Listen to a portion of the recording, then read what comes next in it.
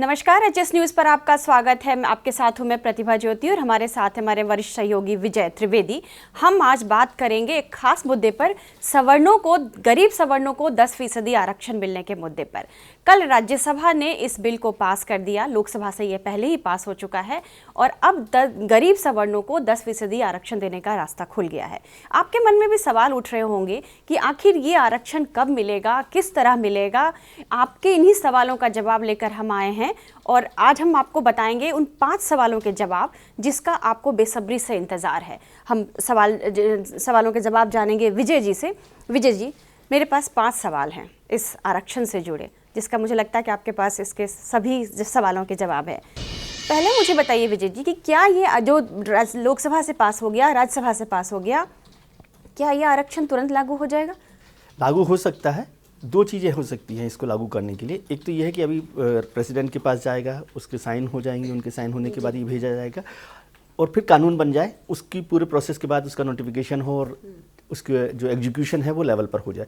दूसरा काम है कि सरकार इसको, क्योंकि लोकसभा और राज्यसभा दोनों ने पास कर दिया है, इसके बाद गवर्नमेंट नोटिफिकेशन ले आए सीधा ही। राज्य सरकारें भी अपना आदेश ला सकती हैं। सरकार, जिसको हम बोलते हैं शासकीय आदेश, गवर्नमेंट हिंदी में बोलते हैं, तो वो केंद्र सरकार और राज्य सरकार अपने अपने स्तर पर ला सकती है और उसको तुरंत भी लागू किया जा सकता है। एक साथ लाया जा सकता है या अलग अलग लाया जाएगा? केंद्र सरकार ले आएगी तो इसका दोनों अलग अलग हैं। आप केंद्र सरकार में बैठे हैं, आप प्रधानमंत्री, आप तुरंत लेकर आ जाइए। थावरचंद गहलोत हैं, आप सामाजिक कल्याण मंत्री, आप तुरंत ले आइए। आप मुख्यमंत्री हैं, अशोक गहलोत हैं, आप चाहें तो आज के आज राजस्थान में अपने लिए आदेश ला सकते हैं, मध्य प्रदेश में ला सकते हैं, उत्तर प्रदेश में ला सकते हैं। जी विजय जी, मेरा दूसरा सवाल है कि अब इस बिल पर आगे क्या होगा? अभी कल बिल पास हो गया, अब इसके बाद सरकार क्या करेगी? सबसे पहला काम है कि राष्ट्रपति जी के पास उसको दस्तखत के लिए भेजा जाए, क्योंकि लोकसभा और राज्यसभा दोनों से पास हो गया है। तो उसकी जो कॉपी है, हो सकता है, मुझे लगता है सरकार बहुत जल्दी आज कल में ही इसका जो कॉपी है, जिसमें बताया जाए कि लोकसभा ने कैसे पास किया, राज्यसभा ने कैसे पास किया, पूरा प्रोसीजर के साथ वो राष्ट्रपति के पास भेजे और राष्ट्रपति उसको जो है साइन करके। हो सकता है कि किसी भी समय यह खबर आ सकती है कि राष्ट्रपति ने इसको मंजूर कर लिया। दस्तखत होने के बाद ये इसका रास्ता पूरा खुल जाता है, उसमें कोई बात नहीं। विजय जी, अब इसमें एक सवाल जो और है कि ये जो संशोधन हुआ है, संविधान संशोधन मूल अधिकारों से जुड़े अनुच्छेद 15 और 16 में है, इसलिए इसमें अब राज्यों को अनुमोदन भेजने की जरूरत नहीं है। बिल्कुल, ये एक कंफ्यूजन सब लोगों को लगा रहता है कि संविधान संशोधन यदि है तो उसको राज्य सरकारों से, मतलब 50% जो स्टेट्स हैं उनसे उसके अनुमोदन की जरूरत है, सैंक्शंस की जरूरत है, यानी कि राज्य की जो विधानसभाएं हैं उसे पास करें।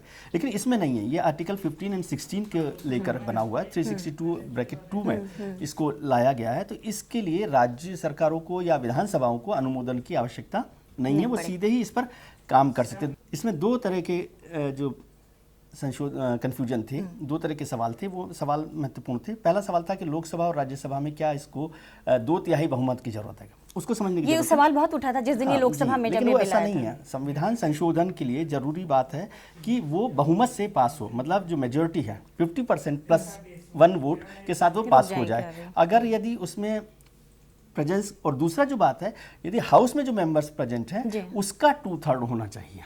लेकिन ये 2/3 के लिए भी जरूरी है कि वो मेजोरिटी से 50% से ज़्यादा हो। मतलब ये नहीं है कि यदि 545 सदस्य हैं और 200 सदस्य यदि लोकसभा में, हाउस में होंगे, तो उसके 2/3 से काम नहीं चलेगा।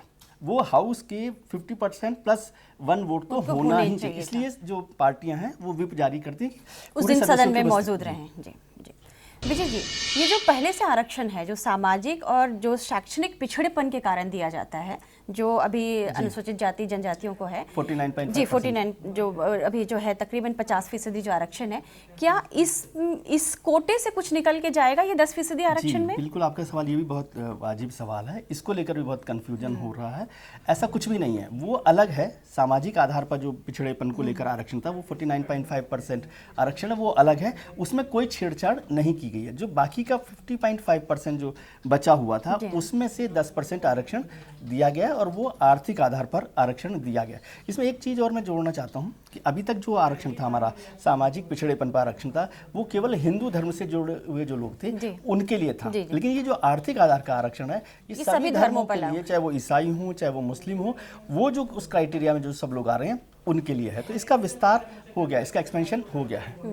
जी विजय जी, एक जो इसमें है कि जो गरीब गरीब सवर्ण हैं, उनके लिए ज़रूरी है कि 8 लाख की आय सीमा होनी चाहिए उनकी, इससे ज्यादा वालों को नहीं मिलेगा और 8 लाख तक वालों को मिलेगा। मैक्सिमम लिमिट जो जी, है तो क्या ये सभी राज्यों में एक समान लागू होगा कि 8 लाख की आपकी आय सीमा होनी चाहिए? नहीं, यदि वो चाहें राज्य जो है वो अपने इकोनॉमिक क्राइटेरिया को बदल भी सकते हैं, यानी राज्यों लेकिन को ये अधिकार है उसमें- ये। हाँ, अधिकार है, लेकिन उसमें मैक्सिमम लिमिट जो है 8 लाख रुपए की है। मतलब राज्य सरकारें भी इसको 8 लाख से बढ़ाकर 10 लाख रुपए, 15 लाख रुपए, 20 लाख रुपए नहीं कर सकती। तो मैक्सिमम लिमिट ये है, लेकिन वो चाहे तो इसको कम करके भी कर सकते हैं। तो राज्य चाहे वो चाहे जमीन तो का मामला 2 लाख भी कर सकते हैं, 4 लाख भी कर सकते हैं। जैसे जमीन को लेकर भी है कि 5 हेक्टेयर जमीन है, कहीं पर अलग अलग राज्यों में अलग अलग तरीके से उसका बंटवारा होता है, किसानों के पास कम जमीन होती है, ज़्यादा जमीन होती है, तो उसके आधार पर भी उसको कम कर सकते हैं। लेकिन जो लिमिट्स दी गई है उससे आगे नहीं जा सकते, मतलब 8 लाख को आप लांग भी नहीं सकते। लांग नहीं सकते, उससे कम में यदि चाहें तो वो कर सकती हैं सरकारें।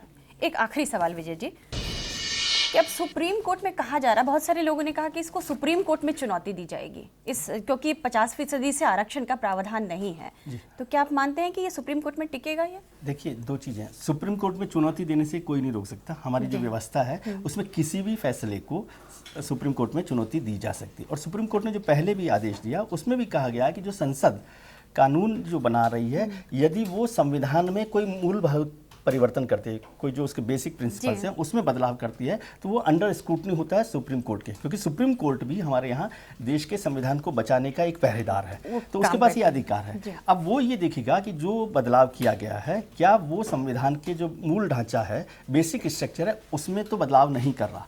यदि उससे वो संतुष्ट होता है तो हो सकता है। अभी संविधान में जो प्रावधान था वो शैक्षणिक और जो सामाजिक पिछड़ापन का आधार था, पहली बार इस पर आर्थिक आधार। इसमें एक और बात जोड़ना चाहता हूँ, पहले कुछ सरकारों ने, नरसिम्हा राव सरकार ने भी ऐसा किया था, राज्य सरकारों ने भी किया, जिसको चैलेंज किया गया कोर्ट में, चैलेंज किया गया और उन्होंने उसको खारिज कर दिया और वो नहीं बढ़ पाए।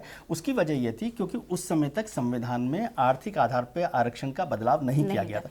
अब केंद्र सरकार ने क्या किया कि पहले ये बदलाव किया है कि आर्थिक आधार का आरक्षण कर दिया, इसलिए जब सामाजिक न्याय मंत्री जब इस बिल को पेश कर रहे थे तो उन्होंने बाकायदा बताया इस बात को कि इसको कोर्ट में भी ले जाएंगे तो इसका कोई मतलब नहीं निकलेगा। ले जाने से आपको कोई नहीं मना कर सकता, लेकिन सुप्रीम कोर्ट को सरकार कहेगी कि हमने पहले संसद में ये पास किया, ये प्रावधान कर लिया, आर्थिक आरक्षण का आधार बना लिया है, उसके बाद इसका एग्जीक्यूशन। यानी केंद्र सरकार पूरी तैयारी के साथ इस बिल को लेकर के आई, बिल्कुल लेकर आइए, आर्थिक आधार का प्रावधान कर दिया। सुप्रीम कोर्ट के जजेस भी बहुत विद्वत जज हैं और जो लोग चुनौती लाएंगे उनके भी अपने अपने पॉइंट्स हैं। जैसे कल संसद में भी चर्चा हो रही थी कि 8 लाख की लिमिट को लेकर 2.5 लाख पर आप टैक्स देते हैं, 8 लाख को EWS मानते हैं, अलग अलग क्राइटेरिया हैं। फिर क्या ये कोई सरकार ने जांच की है कि कितने लोग हैं जो इस लिमिट में आते हैं? ये सारी बातों के सवाल के जवाब भी सरकार को वहाँ पर देने पड़ सकते हैं। जी, उम्मीद करते हैं विजय जी कि अब ये कोर्ट में जाए तो कोई इस पर कोई मतलब जो कह सकते हैं कि जो केंद्र सरकार जो लेके आई है ऐतिहासिक बिल है, ये कानून है। देखिए, अभी जब चुनाव होने वाले हैं अप्रैल मई में, तब तक तो शायद कोई कोर्ट में नहीं जाएगा। HS न्यूज, जहां खबरों का सिलसिला रुकता नहीं। लेटेस्ट न्यूज और अपडेट्स के लिए हमारे YouTube चैनल को सब्सक्राइब करें और बेल आइकन को दबाना ना भूलें।